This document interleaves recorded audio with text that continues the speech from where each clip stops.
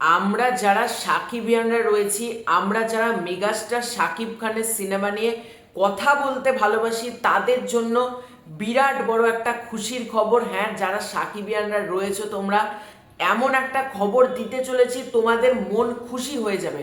মানে এই খবরটা আমি নিজেও চাইছিলাম হোক, এই জিনিসটা হওয়ার দরকার ছিল। তো কি ব্যাপারটা বলছি, সবার আগে তোমাদেরকে অনুরোধ করব, চ্যানেলে নতুন হয়ে থাকলে চ্যানেলটাকে প্লিজ আগে একটু সাবস্ক্রাইব করে দাও, এবং তোমাদের যদি ভিডিওটা ভালো লাগে ভিডিওতে একটু লাইক কমেন্ট করে তোমাদের মতামত জানিও, এবং চ্যানেলে নতুন হয়ে থাকলে অবশ্যই কিন্তু আগে চ্যানেলটাকে সাবস্ক্রাইব করে দাও। অনেক কটা ভিডিও করেছি, দিয়ে বলেছি মেগাস্টার শাকিব খানের সাথে প্রিন্স ছবিতে, যে ছবিটা ডিরেক্ট করছেন আবু হায়াত মাহমুদ এবং ছবিটা রিলিজ করছে ঈদুল ফিতর 2026-এ, আমি প্রথম থেকে বলে এসেছি যে ইথিকা পালকে যেন আর না থাকে।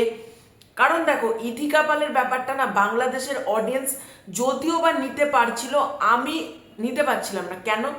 কারণ বাংলাদেশের যারা অডিয়েন্স আছে তারা শুধুমাত্র মেগাস্টার শাকিব খানের সাথেই ইথিকা পালের সিনেমা দেখেছে, কিন্তু আমি মেগাস্টার শাকিব খানের সাথে প্রিয়তমা দেখেছি, বরবাদ দেখেছি, এপার বাংলায় টলিউডে খাদান, তোমার রঘু ডাকাত, বহুরূপ, আবার তোমার একটা ছবি আসছে প্রজাপতি 2, অনেক ছবিতে ইথিকা পালকে দেখে দেখে না কোথাও গিয়ে একটা অস্বস্তিকর আমার একটা ভাইবস চলেছিল আমার নিজের মধ্যে। বলছি, আমি কোনো নায়িকার ক্ষেত্রে এরকম আমি বলিনি, কিন্তু ফার্স্ট আমি ইথিকা পালের ক্ষেত্রেই বলেছি যে এতবার একটা মানুষকে আমি দেখতে দেখতে দেখতে দেখতে না রিপিটেটিভ হয়ে যাচ্ছিল আমার ক্ষেত্রে, এবং আমি নিজে চাইছিলাম না প্রিন্স ছবিতে ইথিকা পাল থাকুক। এটা আমি নিজের কথা জানাচ্ছি, আমি নিজে প্রথম থেকে যবে থেকে অ্যানাউন্স হয়েছে আমি চাইছিলাম না ইথিকা পাল থাকুক, এবং সেটা প্রিন্সের টিমের নজরে এসেছে।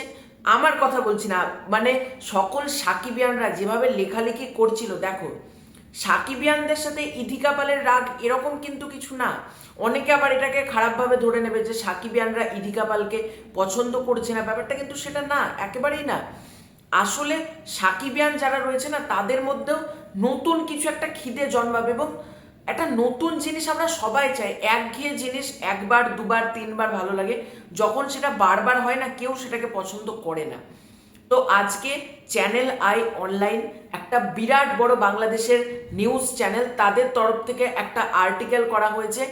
আর্টিকেলে ক্লিয়ারলি লিখে দেওয়া হয়েছে তাসনিয়া ফারিন, আমার অত্যন্ত পছন্দের একজন অভিনেত্রী বাংলাদেশের, তাসনিয়া ফারিন, তিনি থাকতে চলেছেন প্রিন্সে, এবং পরের সপ্তাহে প্রিন্স টিম এটা নিয়ে তাসনিয়া ফারিনের কাছে যাবে, এবং তাসনিয়া ফারিন অন বোর্ড হয়ে গিয়েছে। তাসনিয়া ফারিন এই যে প্রিন্স ছবির জন্য একেবারে চূড়ান্ত, কিন্তু বাদ পড়েছে ইথিকা পাল, মানে এমনই কিন্তু জানা যাচ্ছে, এবং চ্যানেল আই অনলাইন থেকে ক্লিয়ারলি কিন্তু লিখে দেওয়া হয়েছে ইথিকা পাল এই ছবির পার্ট কোনোভাবেই হচ্ছে না, ইথিকা পাল বাদ পড়েছে এই ছবি থেকে।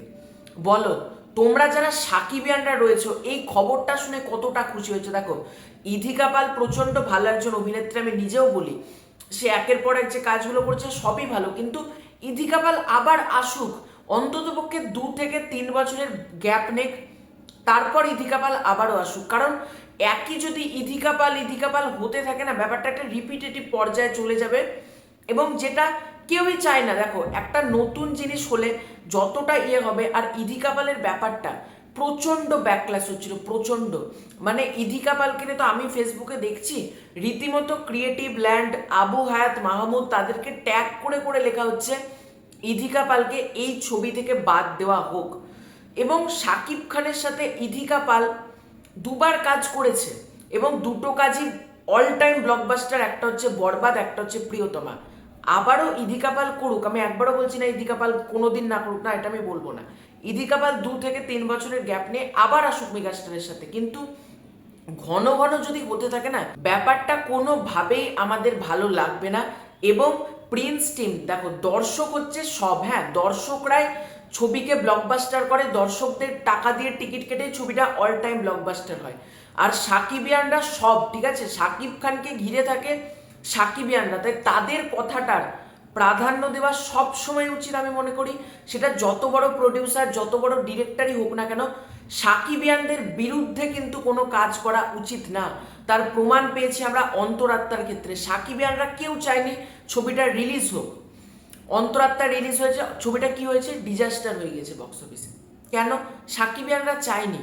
আর আজকে ইধিকা পাল যদি থাকতো, বিশাল ব্যাকল্যাশ খেত, বিশাল, মানে প্রিন্স ছবির হাইপ যে পর্যায়ে রয়েছে অনেকটা ব্যাকল্যাশ খেত কিন্তু প্রিন্স। এবং কে বলতে পারে, হয়তো আমরা এত বলছি বরবাদের বাপ, হয়তো কালেকশানে ইধিকা পাল থাকলে একটা ভাটা পড়তো, এটা আমরা দেখতে পারি।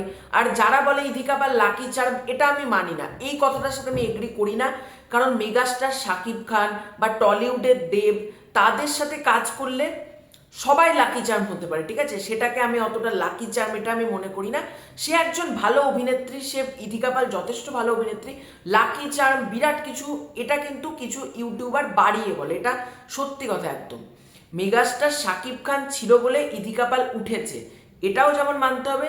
তেমনি ইধিকা পাল যখন বড় সুপারস্টার, বড় মেগাস্টারের সাথে কোলাবোরেট করছে, তবেই কিন্তু সে একটা ব্লকবাস্টার, অল টাইম ব্লকবাস্টার বা সুপার হিট একটা ছবি দিতে পারছে, এটাও কিন্তু মানতে হবে। তাই ইধিকা পাল না থাকলে অনেকে বলছে লাকি চার্ম সরে গেল, এটা কিচ্ছু না। ইধিকা পাল যদি লাকি চার্ম হতোই, তাহলে সোহম চক্রবর্তীর সাথে বহুরূপ ছবিটা অল টাইম ব্লকবাস্টার হতো।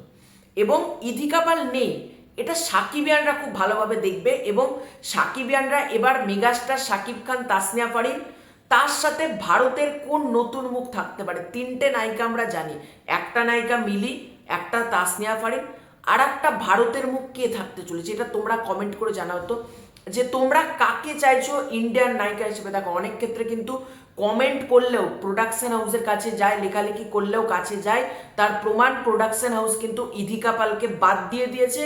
এটা চ্যানেল আই অনলাইন থেকে কিন্তু খবর করে দেওয়া হয়েছে, ঠিক আছে? তো তোমরা কমেন্ট করে জানাও ইন্ডিয়ার কোন নায়িকা হলে বেস্ট হয়। তো এটাই ছিল আজকের ভিডিও। তো শীঘ্রই দেখা হচ্ছে নতুন কোনো ভিডিওতে। চ্যানেলে নতুন হয়ে থাকলে সাবস্ক্রাইব করে দাও। Bye bye.